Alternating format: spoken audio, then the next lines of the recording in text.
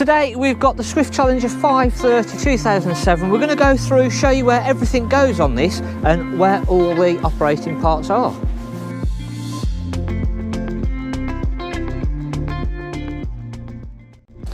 So on the outside we've got a wet locker, and in here we've got an external 230 volt socket. So if you want awning power, there's a little notch out in the box here so you can run a cable out into your awning. You can power things straight off the Caravan itself. We've got an external barbecue point, so that will run from the gas bottles fitted to the Caravan. We're fitted with two 7-pin, and it's got a bulkhead regulator, so the actual regulator's fitted to the Caravan, and then we've got our adapter there that will fit onto the red propane gas bottles. About 6 kilogram bottles this will take, and you can fit 2 of them in there. We've got our water connection, so this is where we'll put our water pump in. There's a little notch here that the top of the water pump will fit into. That'll just pull that water pump into place and hold that securely, and you'll drop that into your water container. Flue for our water heater, so when you're going to use this water heater on the gas, you need to make sure this cover is removed.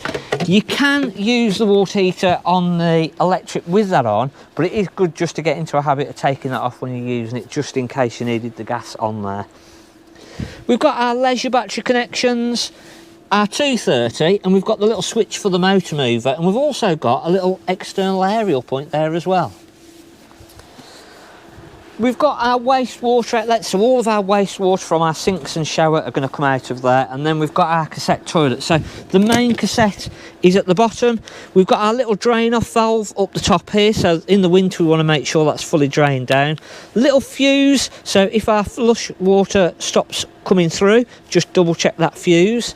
And then our flush water itself, the holding tank is here, so we just fill that up with water and pink chemical.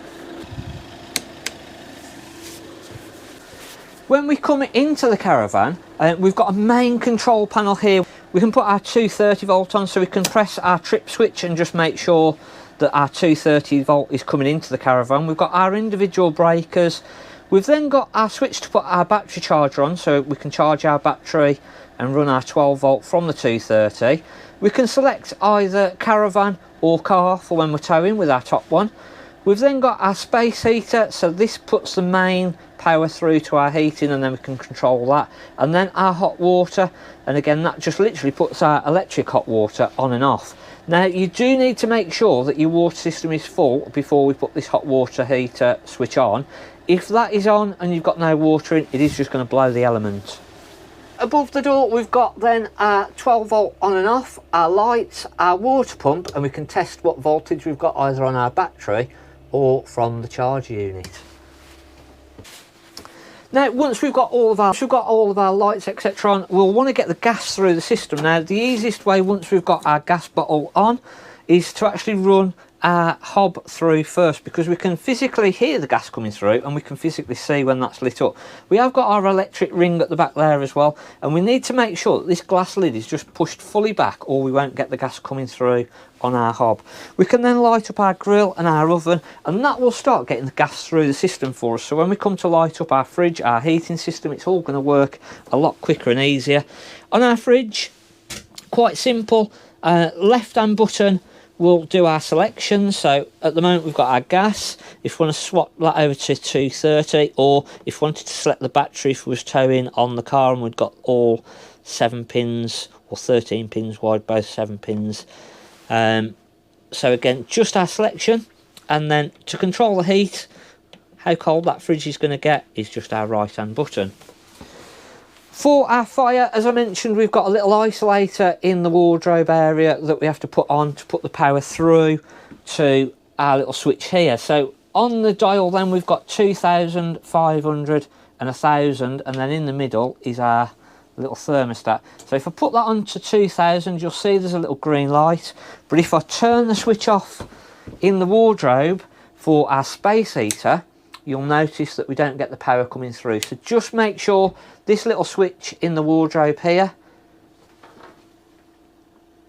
is turned into the on position, and that will put the power then through for your heating, and you can then select your different setting and how hot you want that heating to get.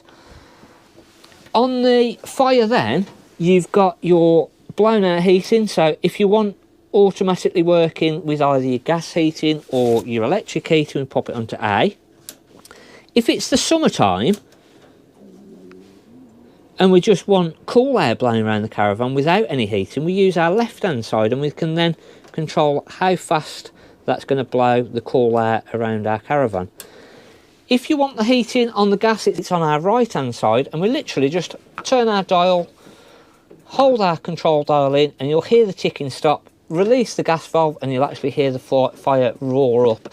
That will then put the heat out of the fire, and again you can then pop this onto A, and that will put the blown air heating around the caravan for you. On the water system, we'll obviously plug our water pump in on the outside. We'll make sure all of our taps are closed. We've then got a little drain valve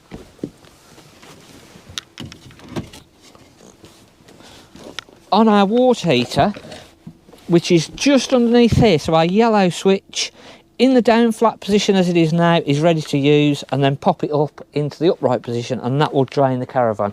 Open all of your taps and that will drain the system for you. But again, when we come back in, we just need to make sure they're all closed. We've shut that valve off. We can put our water pump on and start getting the water through. We'd start on our sink tap on the hot side, and it's going to take about 5 minutes of coughing and spluttering until we get a nice steady flow of water. We'll then do our bathroom tap and then our shower. Once we've got that water coming through the system, we'll probably need to refill the aquaroll up, but we can then put our heating on the hot water on the gas if we wanted, with that one there, and again we can control the temperature. Or in the wardrobe or the little cupboard that we showed you earlier, we can then put our electric hot water on this one here, and we can pop that into the on position. But again, make sure that that doesn't go on until you've got that water all through the system. In the roof, we've got an extractor fan, so to use this, we open the roof light itself up. We can then either extract out, and we've got 3 different speeds on that, or the opposite way, we'll then blow cool air into the caravan and cool us down during the summer. So we'll let that stop. We can then pop it the other way, and again we've got 3 different speeds, and that will just blow cool air into the caravan for us. Once you've finished with that, just always make sure that you fully close that roof light back down again, so that you're not going to get wet travelling, etc. We've then got our microwave, we've 1 minute start, our stop, and then our different power settings on there as well. Towards the back then, we've got our toilet area. So our cassette toilet, to open up to let everything through is our little handle at the side, and then to put the flush water through is just our little blue button on the top, and then again just open everything through.